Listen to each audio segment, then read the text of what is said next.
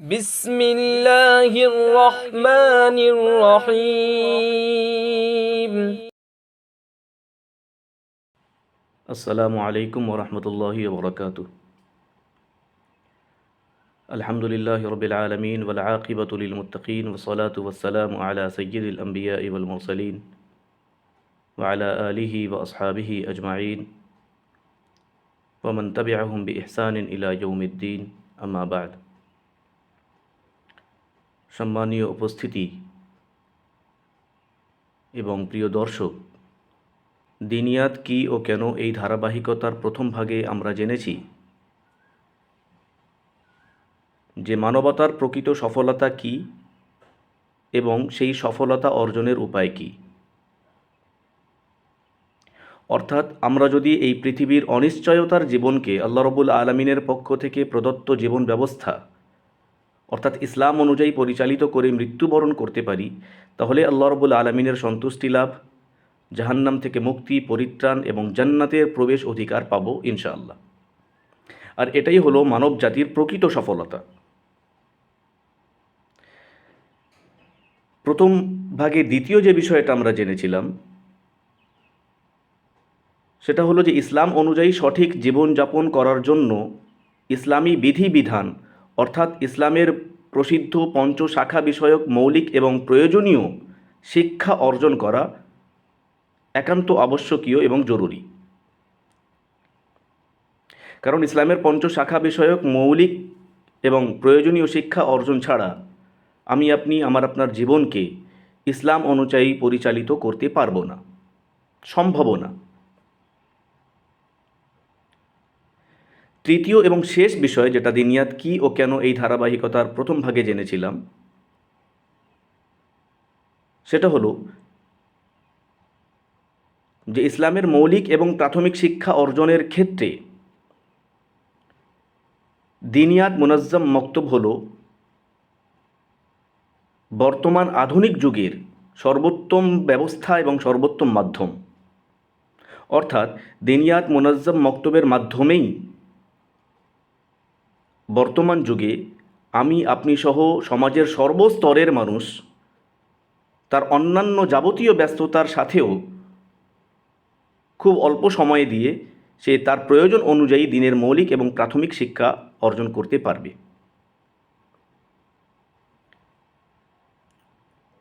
এই কয়েকটা বিষয় আমরা দিনিয়াত কি ও কেন এই ধারাবাহিকতার প্রথম ভাগে আমরা আলোচনা করেছিলাম, আমরা শুনেছিলাম, জেনেছিলাম। আজকের ইনশাআল্লাহ আমরা আলোচনা করব যে দিনিয়াত মুনাজ্জাম মক্তবের সংজ্ঞা কী, তার ডেফিনেশন কী, দিনিয়াত মুনাজ্জাম মক্তবের সংক্ষিপ্ত পরিচয় নিয়ে ইনশাআল্লাহ আজকের এই আলোচনা।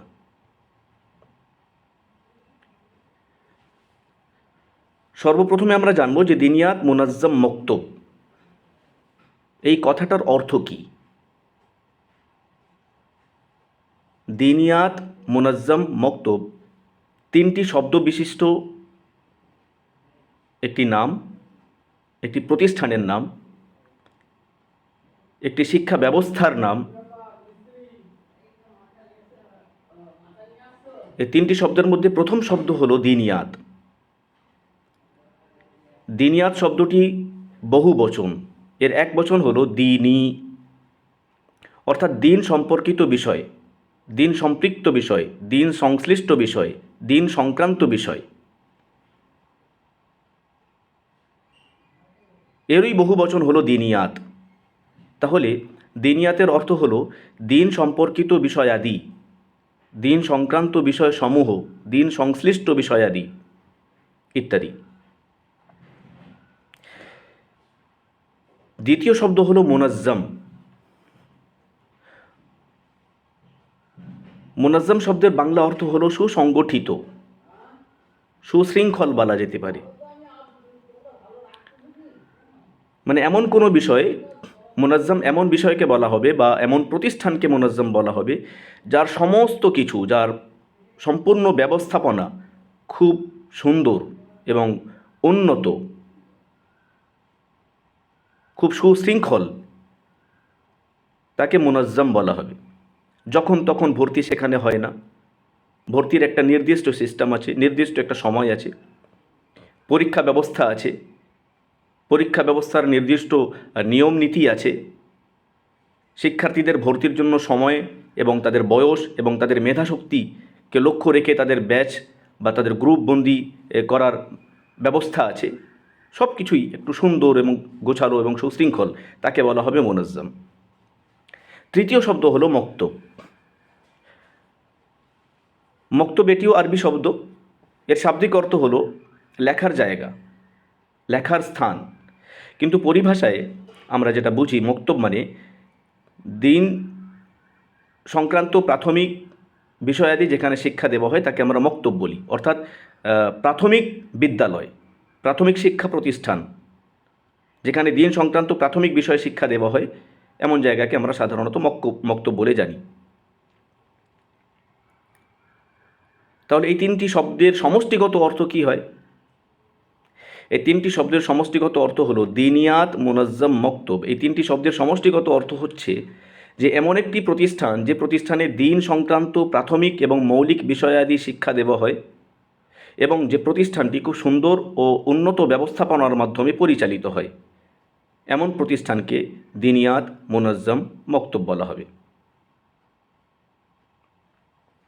এবারে আসুন আমরা জানি যে দিনিয়াত, মুনাজ্জাম, মক্তব এই প্রতিষ্ঠানের বৈশিষ্ট্য কী, অথবা দিনিয়াত, মুনাজ্জাম, মক্তবের অবস্থান কয়টি বিষয়ের উপরে। এ প্রশ্নের উত্তর হলো যে দিনিয়াত, মুনাজ্জাম, মক্তবের বৈশিষ্ট্য হলো চারটি, যথা নিজাম, নিসাব, তরিকায়ে তালিম এবং নিগরানি। অর্থাৎ নিজাম, নিসাব, তরিকায়ে তালিম এবং নিগরানি এই চারটি বিষয়ের সমষ্টির নাম হলো দিনিয়াত, মুনাজ্জাম, মক্তব। যে মক্তবে অথবা যে প্রতিষ্ঠানে এই চারটি বিষয় একত্রিতভাবে থাকবে, পাওয়া যাবে, তাহলে সেই মক্তবকে দিনিয়াত, মুনাজ্জাম, মক্তব বলা হবে।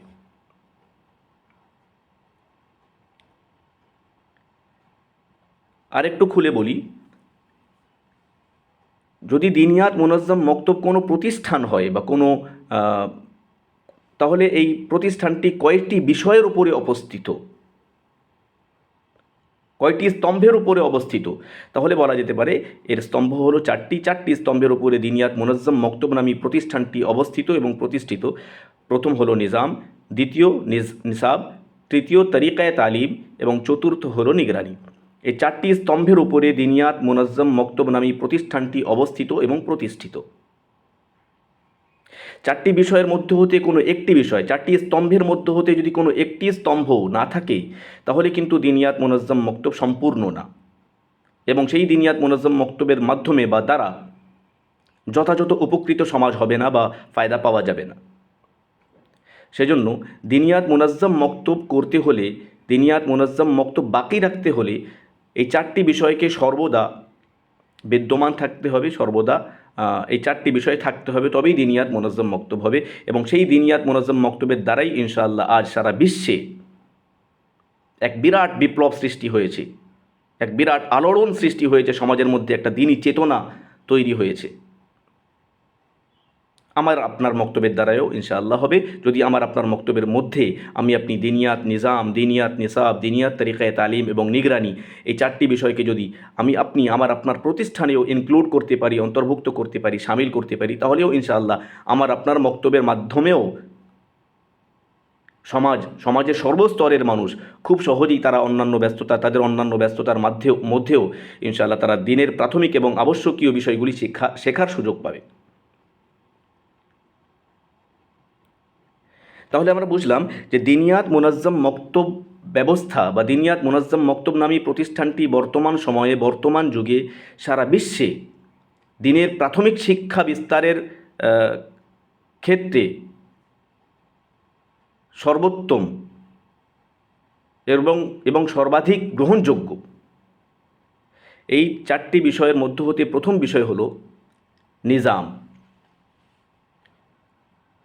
আজ যে খুব সহজেই সারা বিশ্বে দিনিয়াত, মুনাজ্জাম, মক্তব গৃহীত হচ্ছে এবং সর্ব জায়গায় আলহামদুলিল্লাহ বিশ্বের প্রায় কয়েকটি দেশে দিনিয়াত মুনাজ্জম মক্তব প্রতিষ্ঠিত হয়েছে এবং পরিচালিত হচ্ছে সুষ্ঠুভাবেই,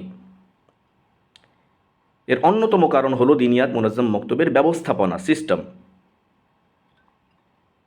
আজকের আমাদের আলোচ্য বিষয় হবে দিনিয়াত মুনাজ্জম মক্তবের এই নিজাম অথবা সিস্টেম বা ব্যবস্থাপনা।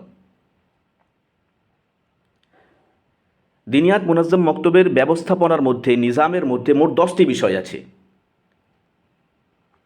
বা বলতে পারেন দিনিয়াত মুনাজ্জম মক্তব ব্যবস্থাপনাকে 10 ভাগে বিভক্ত করা হয়েছে। এই 10টি বিষয় যদি আমরা খুব ভালোভাবে অনুধাবন করে নিতে পারি, জেনে নিতে পারি, বুঝে নিতে পারি ইনশাআল্লাহ, তাহলে আমরা খুব সহজেই দিনিয়াত মুনাজ্জম মক্তব প্রতিষ্ঠিত এবং পরিচালনা করতে পারব। পৃথিবীর যে কোনো প্রান্তেই আমরা খুব সহজেই দিনিয়াত মুনাজ্জম মক্তব প্রতিষ্ঠা এবং পরিচালনা করতে পারব। সেই 10টি বিষয়ের মধ্যে প্রথম হলো কমিটি গঠন। অর্থাৎ আমরা যারা দিনিয়াত মুনাজ্জম মক্তব প্রতিষ্ঠিত করতে চাইছি, তাদের নাম নথিভুক্ত হতে হবে, নাম লিস্টেড হতে হবে। এমন না যে আমরা পুরো গ্রামবাসী মিলে, পুরো মহল্লাবাসী মিলে, আমরা সকলে মিলে ইনশাআল্লাহ এটা দিনী প্রতিষ্ঠান আমরা সকলে মিলে সহযোগিতা করে চালাবো ইনশাআল্লাহ, খুব ভালো কথা। সহযোগিতায় পুরো গ্রামবাসী থাকবেন, কিন্তু একটা কমিটি, একটা ম্যানেজিং কমিটি, একটা পরিচালক কমিটি হতে হবে, যাদের নাম লিস্টেড হবে, নথিভুক্ত হবে। তাদের দায়িত্ব বিভক্ত থাকবে, বিভিন্ন দায়িত্বে বিভিন্ন সদস্য থাকবেন এবং সহযোগিতায় পুরো গ্রামবাসী থাকতে পারেন। কিন্তু দায়িত্বের জন্য একটা কমিটি, একটা ম্যানেজিং কমিটি বা একটা পরিচালক কমিটি একটা অবশ্যই হতে হবে। সেই পরিচালক কমিটির মধ্যে মিনিমাম কমপক্ষে 15-16 জন সদস্য থাকতে হবে, যাতে করে, কারণ আমরা যারা দিনিয়াত মুনাজ্জম মক্তব প্রতিষ্ঠা এবং পরিচালনার দায়িত্ব নেব, আমাদের প্রত্যেকের একটা ব্যস্ততা আছেই, প্রত্যেকের ব্যক্তিগত জীবন এর ব্যবস্থা আলাদা আলাদা আছেই, ব্যস্ততা আছে। সেই ব্যস্ততাকে বজায় রেখে আমাকে দিনিয়াত মুনাজ্জম মক্তব প্রতিষ্ঠা এবং পরিচালনার কাজ করতে হবে। অতএব যদি আমি একা বা আপনি একা, আমরা কেউ একা বা দুজন মিলে যদি করতে চাই, সেক্ষেত্রে কিন্তু আপনি খুব সুষ্ঠুভাবে, সুন্দরভাবে করতে পারবো না। সেজন্য আমাদের এই কমিটির মধ্যে মিনিমাম 15-16 জন সদস্যের অন্তর্ভুক্ত হতে হবে। 15-16 জনের সদস্যের নাম এতে হতে হবে, একটা কমিটি গঠন হতে হবে। কমিটি গঠন করে নিলেন, কমিটি গঠন হয়ে গেল। কমিটি গঠনের পরে কমিটির সর্বপ্রথম যে কাজটা হবে সেটা হলো প্রশিক্ষণ নেওয়া। আমরা কমিটি গঠন করলাম, দিনিয়াত মুনাজ্জম মক্তব আপনি আপনার এলাকায় প্রতিষ্ঠিত করব, এই মনস্থির করলাম, সংকল্প করলাম, এরাদা করলাম। এবার আমাদের প্রথম কাজ হবে যে আমাদেরকে প্রশিক্ষণ নিতে হবে কিভাবে প্রতিষ্ঠিত করব এবং এই দিনিয়াত মুনাজ্জম মক্তব প্রতিষ্ঠানটি কিভাবে পরিচালনা করব, এ বিষয়ে আমাকে প্রশিক্ষণ নিতে হবে। একে আমরা সাধারণত আমাদের পরিভাষায় দিনিয়াত ওয়ার্কশপ বলি। এই ওয়ার্কশপ আপনাদেরকে নিতে হবে। এই ওয়ার্কশপের সময় কতটুকু লাগবে আপনাকে? এই ওয়ার্কশপে ম্যাক্সিমাম 4 থেকে 5 ঘন্টা সময় লাগে। এই 4-5 ঘন্টা সময় যদি দিয়ে আপনি এই দিনিয়াত মুনাজ্জম মক্তবের ওয়ার্কশপ অর্থাৎ প্রশিক্ষণ কর্মশালা যদি আপনি অংশগ্রহণ করতে পারেন এবং প্রশিক্ষণটা নিয়ে নিতে পারেন, তাহলে ইনশাআল্লাহ আপনি পৃথিবীর যে কোনো প্রান্তে, যে কোনো পরিস্থিতিতেই আপনি দিনিয়াত মুনাজ্জম মক্তব নামী প্রতিষ্ঠানটি প্রতিষ্ঠিত করতে পারেন এবং তার পরিচালনা কাজ করতে পারেন। প্রশিক্ষণ নিয়ে নিলাম। প্রশিক্ষণ নেওয়ার পরে দ্বিতীয় যে কাজ বা দায়িত্ব বা যে করণীয় কমিটির থাকবে, সেটা হলো প্রতিদিন দিনিয়াত মুনাজ্জম মক্তবের জন্য একটি সময় নির্দিষ্ট করতে হবে। অর্থাৎ আমরা যারা দিনিয়াত মুনাজ্জম মক্তব পরিচালক কমিটিতে আমাদের নাম নথিভুক্ত করালাম, আজ পর্যন্ত বিগত জীবনে আমাদের প্রত্যেকের একটা ডেইলি রুটিন ছিল, প্রতিদিনের একটা সময়সূচি ছিল। অর্থাৎ প্রতি 24 ঘন্টার মধ্যে কিছু সময় আমি আমার উপার্জনের জন্য ব্যয় করতাম, আমি আমার চাকরি বাকরি, ব্যবসা বাণিজ্য ইত্যাদিতে ব্যয় করতাম বা দিতাম। ঠিক অনুরূপভাবে প্রতি 24 ঘন্টার কিছু সময় আমি আমার সাংসারিক কাজের জন্য, সংসারের জন্য দিতাম। প্রতি 24 ঘন্টার কিছু সময় আমার ইবাদতের জন্য আমি দিতাম। প্রতি 24 ঘন্টার কিছু সময় আমি আমার বিশ্রাম এবং রেস্টের জন্য দিতাম। ঠিক অনুরূপভাবে প্রতিদিন প্রতি 24 ঘন্টার কিছু সময় আপনাকে দিনিয়াত মুনাজ্জম মক্তবের পরিচালনার জন্য আপনাকে দিতে হবে বাধ্যতামূলকভাবে। এই কিছু সময়টা কতক্ষণ? তো সেটা দিনিয়াত মুনাজ্জম মক্তবের ব্যবস্থাপনা সিস্টেম হলো যে প্রত্যেক জিম্মেদারকে, প্রত্যেক পরিচালককে দিনিয়াত মুনাজ্জম মক্তবের জন্য প্রতি 24 ঘন্টার মিনিমাম 15 মিনিট দিতে হবে, 15 মিনিটস।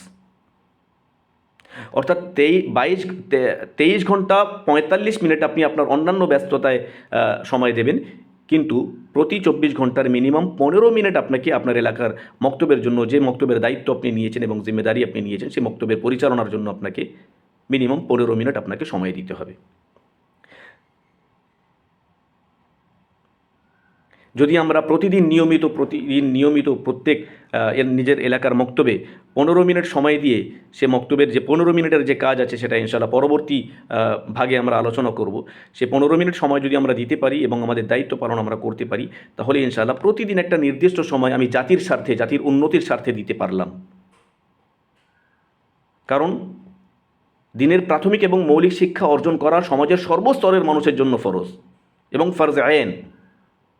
এই ফরজে আইন বিধান পালনের ক্ষেত্রে আমি যদি একটা মক্তব প্রতিষ্ঠা করি এবং সেই মক্তবের জন্য প্রতিদিন 24 ঘন্টা, প্রতিদিন মিনিমাম 15 মিনিট আমি সময় দিতে পারি, তাহলে ইনশাআল্লাহ আমার এই 15 মিনিট সময় দেওয়ার মাধ্যমে আমার এলাকার মানুষ, আমার এলাকার সর্বস্তরের বাচ্চারা, সর্বস্তরের মানুষ ইনশাআল্লাহ তারা দিনের প্রাথমিক শিক্ষা অর্জন করার সুযোগ পাবে এবং তারা শিখে দিন অনুযায়ী পরিচালিত নিজের জীবনকে করতে পারবে, ইসলামী আদর্শে তারা আদর্শিত হতে পারবে। এর দ্বারা ইনশাআল্লাহ তাদের সম্পূর্ণ সওয়াবটা ইনশাআল্লাহ আমি পাবো এবং আমি আশা রাখতে পারি যার পুরো সওয়াবটা ইনশাআল্লাহ আল্লাহ রাব্বুল আলামিন আমাকেও দেবেন। আল্লাহ রাব্বুল আলামিন আমাদেরকে এই দিনিয়াত মুনাজ্জাম মক্তব প্রতিষ্ঠা এবং পরিচালনার কাজে আত্মনিয়োগ করার তৌফিক দান করুন। আমিন। ওয়া আখিরু দাওয়ানা আনিল হামদুলিল্লাহি রাব্বিল আলামিন।